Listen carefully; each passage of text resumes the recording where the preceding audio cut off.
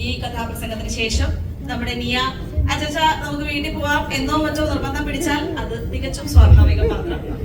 അതിന് കളപ്പുരയ്ക്കൽ കുടുംബാംഗമോ ഇതിലെ അംഗങ്ങളോ ഞാനോ യാതൊരു വിധത്തിലും ഉത്തരവാദിത്തം ഏറ്റെടുക്കുന്നതല്ല. ഇനി അഥവാ അങ്ങനെ എസ്കേപ്പ് ആവാൻ നോക്കിയാൽ ഞങ്ങളുടെ സമയങ്ങളും ചാക്കോസ് ചേട്ടനും സുബിനും ഒക്കെ ബൗൺസേഴ്സായി ആക്ട് ചെയ്യുന്നതായിരിക്കും. വടിയൂർക്കാവിന്റെ കിഴക്കേ അതിർത്തിയിലുള്ള ഒരു കൊച്ചു ഗ്രാമം വൃക്ഷഫല ലതാദി മൂലാദികളുമായി അലങ്കരിക്കപ്പെട്ട പ്രകൃതി ഭംഗി തുളുമ്പി നിൽക്കുന്ന ഈ കൊച്ചു ഗ്രാമത്തിന്റെ കണ്ണിലുണ്ണിയായ സോറി ആ ഫ്ലോയിൽ അങ്ങ് വന്നു പോയതാണ്, കണ്ണിലെ കരടായി മാറിയ ഒരു കൊച്ചു തെമ്മാടിയുടെ കഥ.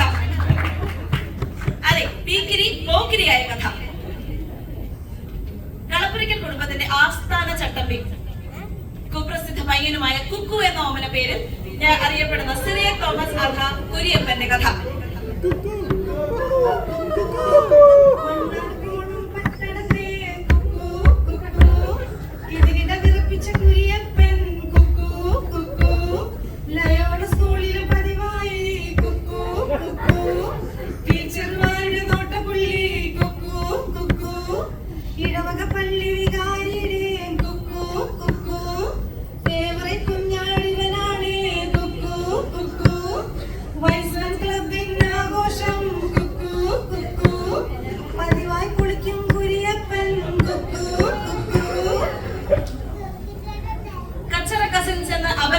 അറിയപ്പെട്ടിരുന്ന ഇയോ കുര്യൻ ആനി എന്നീ മൂവർ സംഘം വടിയൂർക്കാവ് മെട്രോപൊളിറ്റൻ സിറ്റിയെ ഇളക്കി മറിച്ചു.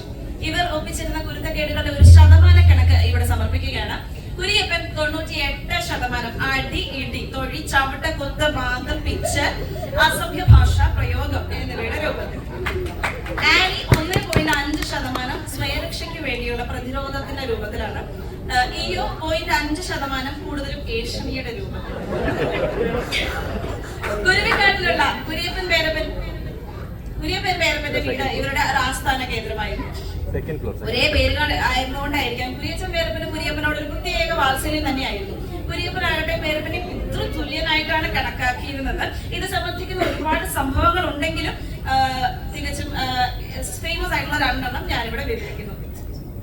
ഒരിക്കൽ റോഡ് മുറിച്ചു കിടക്കുന്നതിനിടയിൽ അനുസരണക്കേട് കാട്ടിയ ചെക്കൻ റോഡിലേക്ക് ഒരൊറ്റ ചാട്ടം. പിന്നിൽ നിന്നും വന്ന ജീപ്പുകാരൻ തക്ക സമയത്ത് കഷ്ടിച്ച് ബ്രേക്ക് ഇട്ടു. കുര്യപ്പൻ കഷ്ടിച്ച് രക്ഷപ്പെട്ടു. പേരപ്പൻ നല്ലത് കൊടുത്തു. കുര്യപ്പനോ വിട്ടില്ല. നീ പോടാ പട്ടി, നീ ആരാണ് എന്റെ കാര്യത്തിൽ ഇടപെടാൻ? സരസ്വതി വാക്കുകൾ ഉപയോഗിച്ച് പേരപ്പനെ മത്സരം ഓർമ്മിപ്പിച്ചു. പേരപ്പൻ വിടുവോ? അങ്ങനെ പേരപ്പൻ ഇതുവരെ കാണാത്ത മറ്റൊരു മുഖം അവനെ സുവർണ അവസരത്തിൽ കാണിച്ചു കൊടുത്തു.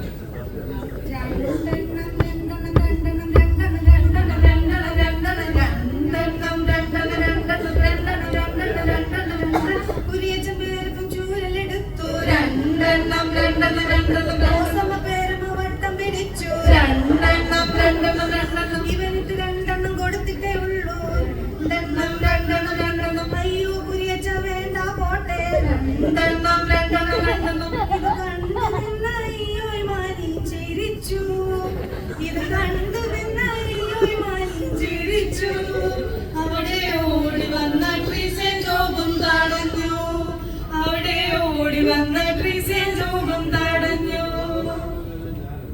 ഏപ്രിൽ 18 എന്ന സിനിമത്തിലെ കാളിത്തീ തീരം തന്നെ എന്ന സൂപ്പർ ഹിറ്റ് ഗാനം നിങ്ങൾക്ക് എല്ലാവർക്കും അറിയായിരിക്കുമല്ലോ. ഉർവശി നടി ശോഭനയോടൊപ്പം ചുവടുവെച്ച് സീനാന്തി ഒരു സിനി സ്റ്റാറായി മാറിയത് ഈ ഗാനത്തിലൂടെയാണ്. ഒരിക്കൽ വയസ്മെൻസ് ക്ലബിന്റെ ഒരു കലാപരിപാടിക്ക് സീനാന്തി ഇതേ ഗാനത്തിന് ചുവടുവെക്കുകയുണ്ടായി. തന്റെ മധുര സ്മരണകൾ ആവിറക്കിക്കൊണ്ട് സീനാന്തി വേദിയിൽ തകർത്താടുകയാണ്. കാണികളാകട്ടെ നൃത്തത്തിൽ ലയിച്ച് ആസ്വദിച്ചിരിക്കുകയാണ്. അപ്പോഴത്തെ വേദിയുടെ ഒരു വശത്ത് കോപം കൊണ്ട് വിറങ്ങലിച്ച് നിൽക്കുന്ന ഒരു കൊച്ചാൾ രൂപം. 2 അടി നീളമുണ്ടെങ്കിൽ എന്താ സദസ്സിനെ മുഴുവൻ ഞെട്ടിച്ചുകൊണ്ട് കുഞ്ഞിക്കുര്യന്റെ ഉഗ്രശാസനം ഡാൻസ് ഇങ്ങോട്ടിറങ്ങി ആടി. അപ്പോൾ കോളേജിൽ ലോങ് ജമ്പ് അഥവാ നീണ്ട ചാട്ടത്തിന് മെഡലുകൾ വാരിക്കൂട്ടിയ നമ്മുടെ കുര്യച്ചൻ പേരപ്പൻ തന്റെ കഴിവ് തെളിയിക്കാൻ ഇത് തന്നെ അവസരമെന്ന് തിരിച്ചറിഞ്ഞ ഒറ്റച്ചാട്ടം. വലതുകരം കൊണ്ട് വായ മൂടിക്കെട്ടി ഇടം വലം തിരിഞ്ഞ് വട്ടം പിടിച്ച് കുര്യപ്പനെയും കൊണ്ട് ഒറ്റ മുങ്ങൽ. അങ്ങനെ മുങ്ങൽ വിദഗ്ധൻ കൂടിയായ പേരപ്പൻ തന്റെ 2 കഴിവുകളാണ് ആ വേദിയിൽ ഒന്നിച്ച് തെളിയിക്കാൻ അവസരം ലഭിച്ചത്. ഇനി ഞാൻ നിങ്ങളെ പരിചയപ്പെടുന്നത് കളപ്പുരയ്ക്കൽ കുടുംബത്തിന്റെ മുൻ തലമുറയിലെ ഒരു പ്രധാന പഹ്യൻസും ലോക്കൽ ചട്ടമ്പയുമായ കൈനഗിരി തറവാടിനെ കിടിലം കൊള്ളിച്ച് നമ്മുടെ സ്വന്തം ഔസേപ്പച്ച പേരപ്പനെയാണ്. എവിടെന്നെങ്കിലുമൊക്കെ പാരമ്പര്യം വരുമല്ലോ.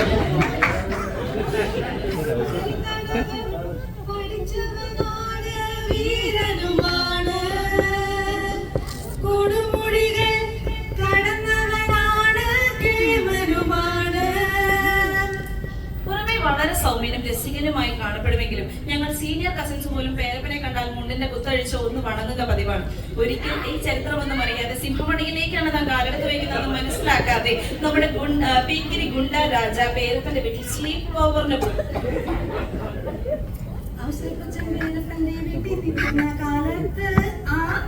ഭക്ഷണം കഴിക്കുന്ന നേരത്ത് പ്ലേറ്റ് വലിച്ചെറിഞ്ഞു. പേരപ്പന്റെ കാലിലിറങ്ങുവൻ അന്നു കണ്ടു നെട്ടി. പിന്നെ ഷോക്കിന് ഇതുവരെ റിക്കവറായിട്ടില്ല. ഔസേപ്പച്ചൻ പേരപ്പന്റെ വീട്ടിൽ നിൽക്കുന്ന കാലത്ത് ഭക്ഷണം കഴിക്കുന്ന നേരത്ത് പ്ലേറ്റ് വലിച്ചെറിഞ്ഞു. പേരപ്പന്റെ കാലിലിറങ്ങുവൻ അന്നു കണ്ടു നെട്ടി. പിന്നെ ഷോക്കിന് ഇതുവരെ റിക്കവറായിട്ടില്ല. ഔസേപ്പച്ചൻ പേരപ്പന്മാരും അവരുടെ വീടുകൾ കവർ ചെയ്ത സ്ഥിതിക്ക് ഞാൻ നിങ്ങളുടെ ശ്രദ്ധയിലേക്ക് ദേവസ്യച്ചൻ പേരപ്പനെ വീട്ടിലേക്ക് കൂടി ക്ഷണിക്കുകയാണ്. ഒരിക്കൽ എന്റെ പേരപ്പന്റെ വീട് വിസിറ്റ് ചെയ്ത സമയത്ത് കുര്യപ്പൻ നോക്കിയപ്പോ പുതുതായി പെയിന്റ് അടിച്ച നല്ല വെള്ളം മതിൽ എങ്ങനെ വിടാൻ സാധിക്കും, അതൊരു ബിനാലയാക്കാൻ അവൻ തീരുമാനിച്ചു. ആരുമില്ലാത്ത നേരം നോക്കി അവനത് ഉദ്ഘാടനം ചെയ്തു കൊള്ളാമെന്ന് കരുതി ചുവരിലേക്ക് കാലെടുത്തു വെച്ചത് ആരത് പേരപ്പന്റെ നിഴൽവട്ടം കാണുന്നത് പോലെ ഒരു തോന്നൽ. പിന്നെ അവാദിച്ചില്ല, സ്പോട്ടിൽ സ്ഥലം വിട്ടു. അയ്യോ, സ്വന്തം വീട്ടിലേക്കല്ല, ലൊക്കേഷൻ ചെറിയൊരു ചേഞ്ച്. പേരപ്പന് തന്നെ സ്വന്തം വീട്ടുമുറ്റത്തുള്ള മാവിന്റെ മുകളിലേക്ക്, അല്ലെങ്കിൽ ഞങ്ങൾക്ക് അത്യുന്നതങ്ങളാണ് ഇഷ്ടം. മരത്തിന്റെ മുകളില്, ഡെസ്കിന്റെ മുകളില്, ടെറസിന്റെ മേളില്, അങ്ങനെ അങ്ങനെ നീണ്ടു കിടക്കുകയാണ്. കുര്യപ്പൻ തന്റെ സ്വന്തം തട്ടകം അഥവാ ഹോം ഗ്രൗണ്ടായ മണർകോണം വീട്ടിലൊപ്പിച്ച എണ്ണമച്ച കുരുത്തപ്പേടുകളെ പറ്റി ഓർത്തെടുത്തപ്പോൾ ആദ്യം മനസ്സിലേക്ക് വന്നത് സീനാന്റിയുടെ ബേക്കിംഗ് ക്ലാസ്സുകളാണ്. അപ്പൊ സീനാന്റിയെ പറ്റി നമുക്ക് എല്ലാവർക്കും അറിയാം. സെയിന്റ് റിസാർട്സിൽ നിന്ന് ഹോം സയൻസും ബിരുദവും ബിരുദാനന്ദ ബിരുദവും റാങ്കോട് കൂടി പാസ്സായ ആളാണ്. സീനാന്റിയുടെ ചിരകാല സ്വപ്നമായിരുന്നു വീട്ടിലൊരു ബേക്കിംഗ് അക്കാദമി തുടങ്ങുക എന്നത്. പൂർവ്വജന്മ സുഹൃതം എന്ന് പറയേണ്ട ഈ സംരംഭത്തിന് ഏറ്റവും അധികം പിന്തുണ നൽകിയതും മറ്റാളുമല്ല, നമ്മുടെ കൊച്ചു തന്നെയാണ്.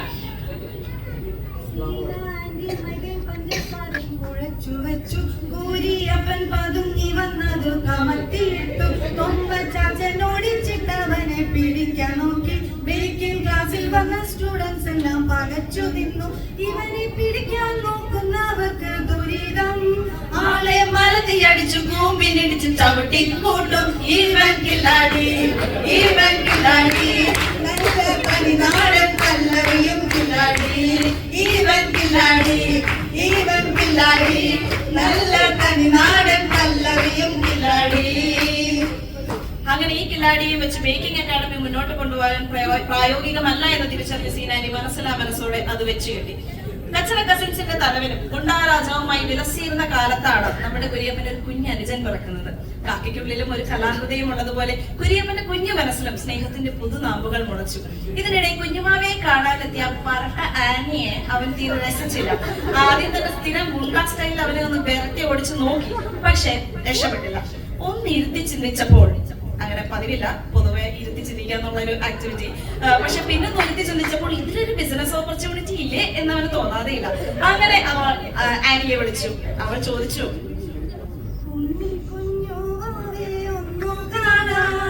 ഞാനും വരട്ടേടാ കുടിയാ കൂടെ. പറ്റില്ല പറ്റില്ല, ആദ്യം നിന്റെ പോക്കറ്റ് മണി മൊത്തം ഇങ്ങു താടി. അയ്യോ, എന്താണ് മിണ്ടാത്തത്? എന്നെയും കൂടൊന്നു കൊണ്ടുപോടാ. പെങ്ങളെ ജീവനിൽ കൊതിയുള്ളോണ്ട് തൽക്കാലം ഞാനൊന്നും മിണ്ടുന്നില്ല. സ്പൈഡർമാനോടുള്ള കടുത്ത ആരാധന കൊണ്ടാണോ അതോ വൈറ്റമിൻ ഡിയുടെ ഡെഫിഷ്യൻസി കൊണ്ടാണോ എന്നറിയില്ല, നമ്മുടെ കഥാനായകൻ അധിക സമയവും ചിലവഴിച്ചിരുന്നത് ചക്കിയ ഉപ്പർഹേ ടെറസിന്റെ മണ്ടപ്പുറത്തായിരുന്നു. ടെറസിലെ വെരുപ്പിലൂടെ സർക്കസുകാരെ പോലെ അങ്ങോട്ടോ ഇങ്ങോട്ടോ എന്ന മട്ടിൽ വിലാത്തുക, നാട്ടുകാരെയും വീട്ടുകാരെയും വരട്ടാൻ വേണ്ടി ജസ്റ്റ് ഫോർ എന്റർടൈൻമെന്റ് പർപ്പസ് ഓൺലിയാ. അപ്പൊ ഞാനിപ്പോ ചാടും എന്ന് പറഞ്ഞ് ഭീഷണി മുഴക്കുക, ഇതൊക്കെ വെറും ചെറിയ നമ്പറുകൾ മാത്രം.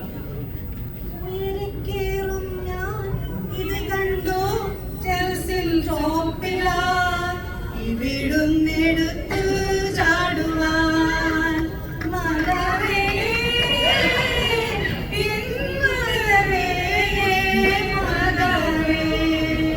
ഈ നിലവിളി കേട്ട് സീനാനെ കേട്ടി ഉണ്ണി കരഞ്ഞു. പക്ഷെ ഇയാച്ച മാത്രം ഇതൊക്കെ ഇവന്റെ സ്ഥിരം നമ്പർ അല്ലേ, സ്വസ്ഥമായിട്ടൊന്നും ഉറങ്ങാനും സമ്മതിക്കില്ല എന്ന് പറഞ്ഞ് ഗാഠനിദ്രയിലാണ്. സീനാൻജി ഓടി തന്റെ പ്രിയപ്പെട്ട ചെടികൾക്ക് വെള്ളം നനച്ചുകൊണ്ടിരുന്ന തൊമ്മച്ചാച്ചന്റെ അടുത്തെത്തി.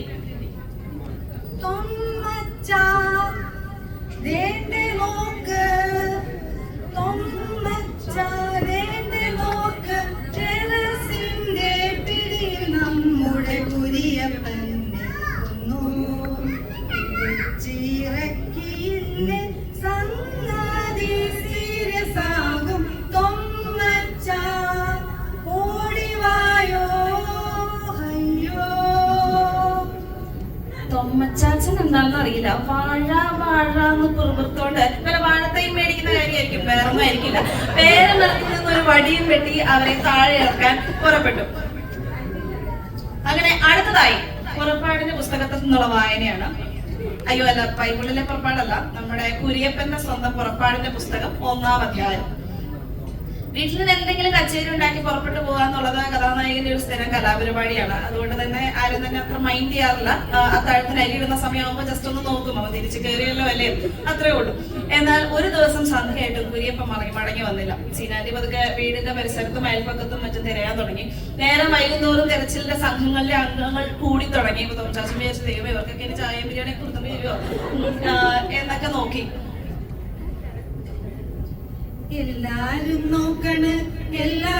നോക്കണ് കുരിയപ്പൻ എവിടെ പോയി, നമ്മുടെ കുരിയപ്പൻ എവിടെ പോയി. ഗീതാന്റി നോക്കിയപ്പോ വീടിന്റെ സിറ്റ് ഔട്ടിൽ ഷൂസ് കിടക്കണയോ, ചെക്കന്റെ ഷൂസ് കിടക്കണയോ. വീട്ടാരും നോക്കണ്, നാട്ടാരും നോക്കണ്, ഇതെങ്ങോ പോയി നമ്മുടെ കുരിയപ്പൻ എവിടെ പോയി. അപ്പോഴതാ വീടിന്റെ അടുത്തുള്ള കുളത്തിലൊരു ഗുളു ശബ്ദം. വെള്ളമാക്രീം ചാടിയതായിരിക്കും ഈ അച്ഛൻ പറഞ്ഞെങ്കിലും സീനാന്റി ഒരൊറ്റ നിലവിളി, അയ്യോ എന്റെ മോൻ. കുളത്തിൽ തപ്പാൻ പാതാളക്കരണ്ടി എടുക്കാൻ യോശം വീട്ടിലേക്ക് പറഞ്ഞു. അപ്പോഴതാ വീട്ടിലെ ചാരികസേനക്കാലുമേ കല്ലും കയറ്റി വെച്ച് നടന്നതൊന്നും അറിയാതെ ഇരുന്ന് പാട്ടും പാടിയിരിക്കുന്നു കഥാനായകൻ. കുളത്തിൽ സാമാന്യം കല്ലെടുത്തിട്ട് ചാരായക്ഷേത്രത്തിന്റെ സൈഡിലൂടെയുള്ള ഊടുവഴിയിലൂടെ ആശ വീട്ടിലെത്തി. ഏതായാലും തിരച്ചിൽ സംഘത്തിലെ ആളുകൾ കൂടിയത് വെറുതെ ആയില്ല. BP കൂടി അവശ നിലയിലായ സീനാന്റിയെ പൊക്കിയെടുത്ത് അവർ ഫാമിലി ഡോക്ടറായ ജോഷുവാക്കളുടെ ക്ലിനിക്കിൽ കൊണ്ടുപോയി 2 ദിവസത്തെ ഒബ്സർവേഷനും 4 കുപ്പി ഗ്ലൂക്കോസും മൾട്ടിവൈറ്റമിനും ടാബ്ലറ്റ്സും അകത്താക്കി സീനാന്റി തിരിച്ചു വീട്ടിലെത്തി. ഇങ്ങനെ കാണ്ടമായി കിടക്കുകയാണ് സുഹൃത്തുക്കളെ ഞങ്ങളുടെ വീരശൂര പരാക്രമങ്ങൾ. പക്ഷെ ആകെ ഒരു ബലഹീനതയുള്ളത് നമ്മുടെ സ്വന്തം മാതാശ്രീയാണ്. കാര്യം അമ്മയായിട്ട് ഫുൾ ഝഗടയാണെങ്കിലും അമ്മ എന്ന് വെച്ചാൽ അവന് ജീവനാണ്. ഒരിക്കൽ സീനാന്റിയുടെ ഇളയ ലീലാച്ചി അവരുടെ വീട്ടിൽ വന്ന് കുരിയപ്പം അതുപോലെ ഝഗട തന്നെ, നിനക്ക് വേണമെങ്കിൽ ഞാനെന്ന് നിന്റെ അമ്മയെ കൊണ്ടുപോകാം എന്ന് ലീലാച്ചി ഒരു ഡയലോഗ് ഇറക്കി. അങ്ങനെ നല്ല നടിക്കുള്ള അവാർഡുകൾ വാരിക്കൂട്ടിയ സീനാന്റി ആട്ടെ തന്മയത്തോടെ സാരാ സാമാൻ പാക്ക് करके जाने के लिए तैयार हो गया. അതായത് പെട്ടി പുറപ്പെട്ടു. ഇങ്ങനെ ഇതൊക്കെ എന്ത് നമ്മുടെ നമ്പർ അല്ലേ എന്ന് വിചാരിച്ച് അവൾ അവസാന നിമിഷം വരെ ജാട കൈവിടാതെ പിടിച്ചു നിന്നു. എന്നാൽ സീനാന്റി കാറിൽ കയറാൻ തുടങ്ങിയപ്പോഴത്തേക്കും അവന് മനസ്സിലായി കാര്യങ്ങൾ കൈവിട്ട് പോകുകയാണ് എന്ന് പറഞ്ഞൊരൊറ്റ കരച്ചിൽ, അയ്യോ അമ്മേ പോകല്ലേ, അയ്യോ അമ്മേ പോകല്ലേ. അതോടുകൂടി പുള്ളിയുടെ പുറമ്പോച്ചൊക്കെ പുറത്തിറങ്ങി. ഈ സംഭവം പുറത്തിറങ്ങിയാൽ തന്റെ ഗുണ്ട ഇമേജിന് കോട്ടം തട്ടുമെന്ന് മനസ്സിലാക്കിയ കുര്യപ്പൻ സ്പോട്ടിൽ തന്നെ ഈ സംഭവം 3-മതൊരാൾ അറിയരുതെന്ന് അവരെ താക്കീത് ചെയ്തു. അതുപോലെ കൃത്യനിഷ്ഠതയുടെ കാര്യത്തിൽ ഞങ്ങളുടെ കുര്യനെ എല്ലാം വേറെ ആരുമില്ല. പണ്ട് നേവിയുടെ ബേസ് ക്യാമ്പ് സെലക്ഷൻ എക്സാമിന് കുളിച്ച് കുട്ടപ്പനായിട്ട് ലൈറ്റ് ആയിട്ടൊന്ന് സെന്റർ മാറിപ്പോയി. പുറപ്പെട്ട് ഒരുങ്ങി ഹോൾ ടിക്കറ്റ് എടുത്ത് പോയപ്പോഴല്ലേ എക്സാം TVM അല്ല എറണാകുളത്താണെന്ന് മനസ്സിലായത്. പിന്നെ നമ്മുടെ യൂസഫ് അലിക്കയുടെ ഹെലികോപ്റ്റർ എടുത്ത് പോയാലേ എത്തുള്ളൂ എന്ന് വിചാരിച്ചു. യൂസഫൊക്കെ പറഞ്ഞു, ഇജ്ജ് പോകണ്ടാടാ, ദുബായിൽ ചരക്കെടുക്കാൻ പോകണം, നമ്മുടെ ഹെലികോപ്റ്റർ ഞങ്ങൾ കച്ചി കടാപ്പുറം വഴി തിരിച്ചു പോകാൻ വിടാന്നൊക്കെ പറഞ്ഞു. പക്ഷെ അഭിമാനിയും വിശാല മനസ്കരമായി കുര്യൻ പറഞ്ഞു, വേണ്ട, വെറും വേറെ ഏതെങ്കിലും ഫയലുകൾ എഴുതിക്കൊണ്ട് പോട്ട്. 8ന്റെ പണി കിട്ടിയിരിക്കുമ്പോൾ മറ്റുള്ളവരെ സഹായിക്കാനുള്ള ഒരു മനസ്സുണ്ടല്ലോ, അത് കാണാതെ പോകരുത്. നമ്മള് തോക്കുന്നതിന് തൊട്ട് മുൻപ് വരെ ശുഭാപ്തി വിശ്വാസം വളരെ നല്ലതാണെന്ന് ഏതോ ഒരു പണ്ഡിതൻ പണ്ട് പറയായിരുന്നു. അതിനെ ജീവിക്കുന്ന ഉദാഹരണമാണ് ഞങ്ങളുടെ കുര്യപ്പൻ. അതിപ്പോ ക്രിക്കറ്റ് ആയാലും ശരി, ഫുട്ബോൾ ആയാലും ശരി, ഞാൻ മാത്രം വിചാരിച്ചാൽ പോയാൽ കൂടെയുള്ള ഗോന്തന്മാരും കൂടെ വിചാരിക്കണ്ടേ പരീക്ഷ ആവുമ്പോ എന്റെ മണ്ട മാത്രം മതി എന്ന റെഡിമെയ്ഡ് ഉത്തരവുമായി വിമർശകരുടെ വായടപ്പിക്കും. പിന്നീട് തോറ്റ് തുന്നമ്പാടി വരുമ്പോഴും അടുത്ത വർഷം രാവിലെ പാട്ട് മത്സരത്തിന് എടുത്തോളാം എന്ന് പറയാനുള്ള ആ സ്പോർട്സ്മാൻ സ്പിരിറ്റ്, പോസിറ്റീവ് മെന്റാലിറ്റി എത്ര ചെറുപ്പക്കാരിൽ നമുക്ക് കാണാൻ പറ്റും.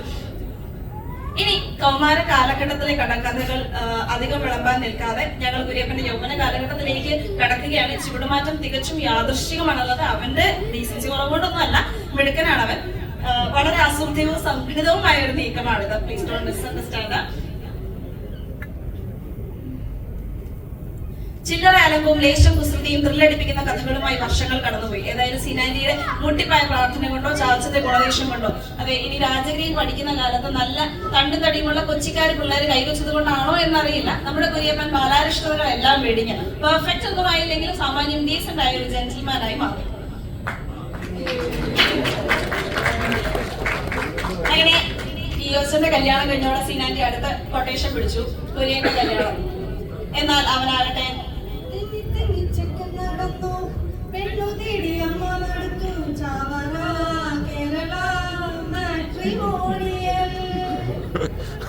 ചേച്ചിയും മടുത്തു സുല്ലിട്ടു മതിയാക്കി നൈസായി മുങ്ങി.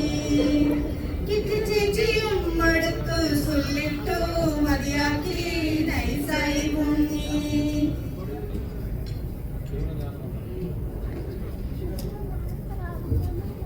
പിന്നെ ദോഷം പറയരുതല്ലോ, തോമച്ചാച്ചന്റെ വീട്ടില് ആക്രി പെറുക്കാൻ വരുന്ന മുത്തുവണ്ണം മാത്രം കോളടിച്ചു. വെറും 100 പേജിന്റെ നോട്ടിൽ തുടങ്ങി വെച്ച കുര്യന്റെ വിവാഹാലോചനയുടെ കണക്ക് ഇങ്ങനെ നോട്ട് ബുക്കുകളുടെ എണ്ണം കൂട്ടി അവസാനം അങ്ങനെ തൂക്കി വെക്കേണ്ട ഗതി വരെ എത്തി. ഏത് പെൺകൊച്ചിന്റെ ഫോട്ടോ കണ്ടാലും കുര്യൻ എന്തെങ്കിലും കുറ്റം കണ്ടുപിടിക്കും. ഇതൊരു ചെറിയ ദൃശ്യാവിഷ്കാരമായി ഞങ്ങൾ അവതരിപ്പിക്കുകയാണ്.